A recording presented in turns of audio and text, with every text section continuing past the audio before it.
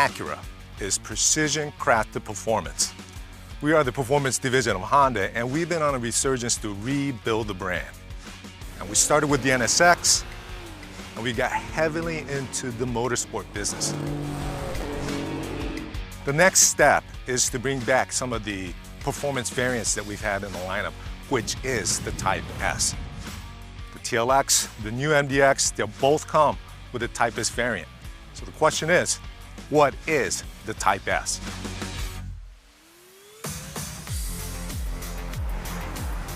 From an R&D perspective, it is obviously a sports variant. When you create a Type S, first thing you have to do is you have to put it through a filter of stop, go, and turn. Everything has to be better in all three of those, and you up the game. Does it get more horsepower? Does it get stiffer suspension? All of those things get put into play to make the car more sporty. Originally, we said it had to be a minimum of 30 horsepower. Then we realized 30 horsepower more for an RSX is not the same as 30 horsepower more for a CL. So we came up with a ratio and number to help us figure out what does it need to be in terms of measurable go-stop turn performance. What's the number of horsepower? What's the difference in pounds per foot of torque? What's the difference in braking distance? And that dictates the hardware. But then there's also this emotional connection where it has to be things that people can really buy into.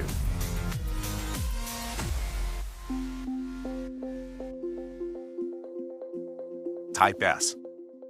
It has its history back in Japan on the first Type S NSX back in '97.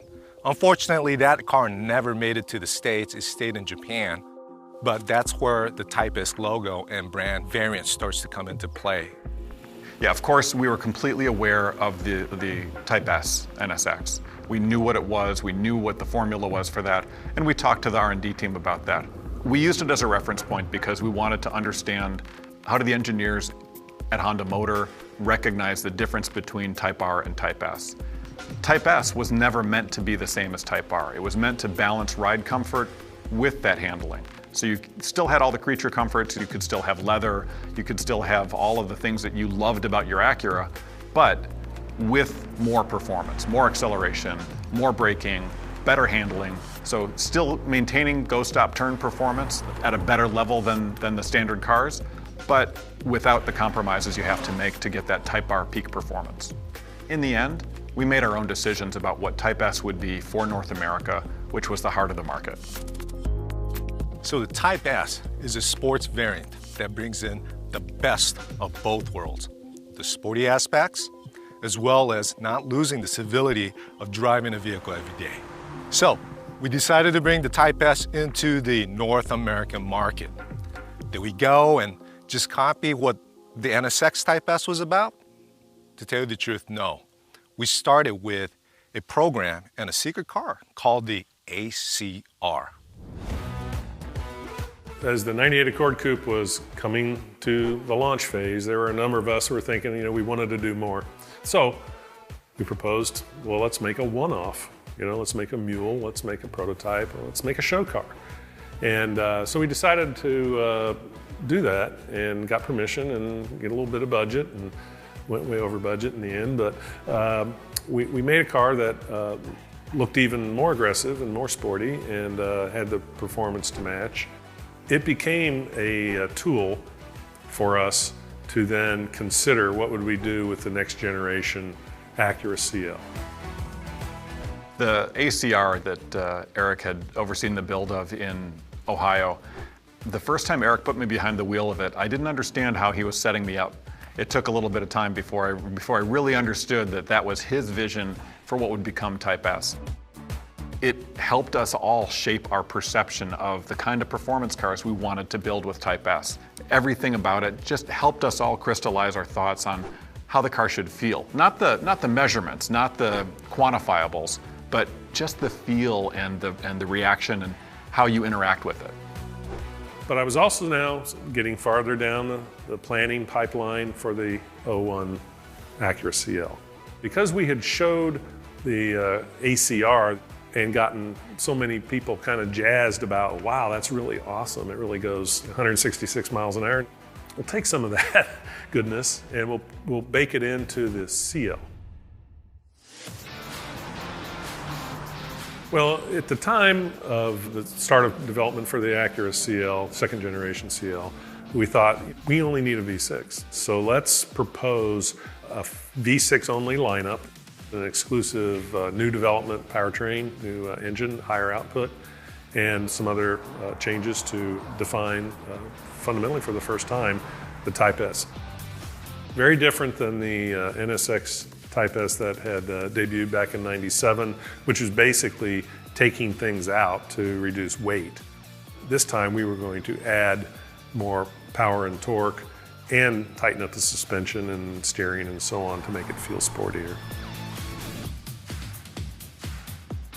The sedan and the coupe in base trim were different in their own rights in terms of their dynamic tuning. But if you stand back far enough, you can say, they were appealing to the masses. Softer than what some of us want. So when we found that we had been successful with introducing the Type S CL with a much firmer, direct kind of dynamic response, and we found that there are customers that appeal to that, we theorized that the sedan could benefit from that too. There's more sedan customers than there are coupe customers, and the sedan customers were also saying, give me a little more sport.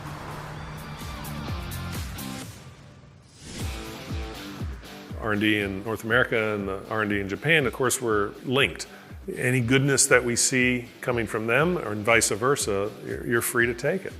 And whether that's the actual hardware or just the idea. So the RSX team, I think, saw the success of Type S and said, we've got to capitalize on that too. And then working with the product planning folks in North America, in both R&D and in sales, put together a set of specs that, I'll say hit the nail on the head. That was the fun one. This is for the kids in all of us. Now, the people who actually bought it really proved us right, because there were some buyers that skewed a little bit older, but a lot of them still have them today. They bought that car to hang on to because it's just for fun. RSX was definitely the wild child of the three.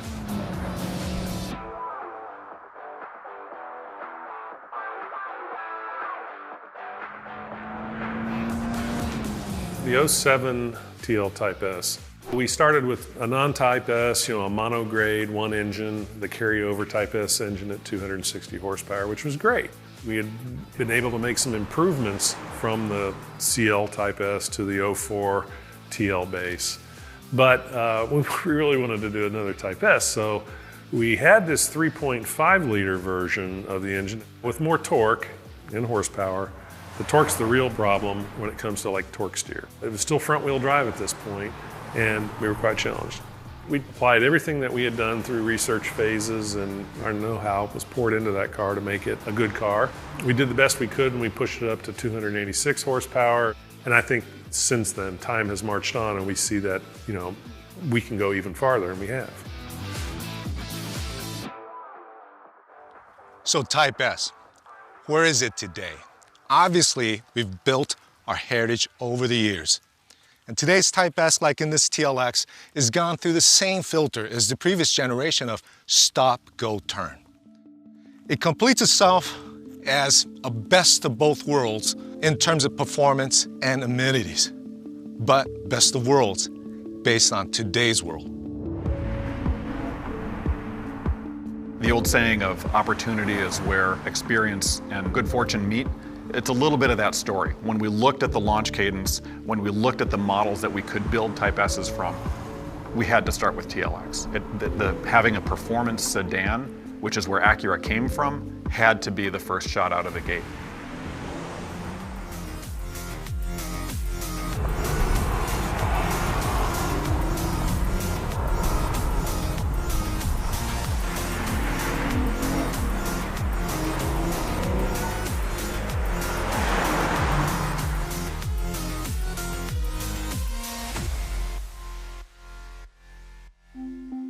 So what's next for Type S?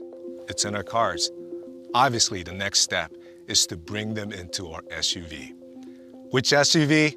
The best-selling three-row premium SUV of all time, the MDX. Could we build an SUV with 3 rows that would live up to the Type S promise? And once we realized that we could, there was no other way to go. It was the right thing to do. Being able to add a Type S to that just adds a whole new dimension to it. We couldn't do that until now because we didn't necessarily have the hardware. Now we've got the engine for it. Now we've got the suspension for it. We've got the chassis that will live up to that. Now that we can do all those things, we're doing it right. And that's what's exciting about the MDX Type S.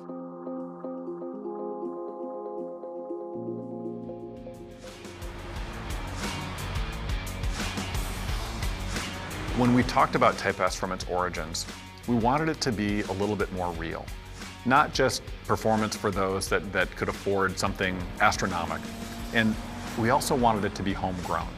Type S, from its origins, was supposed to be more fun, but this generation of Type S models is specifically targeting the best performance on a track for that competitive set of vehicles, which means you can take it to a track, and the brakes will hold up, and the engine will deliver.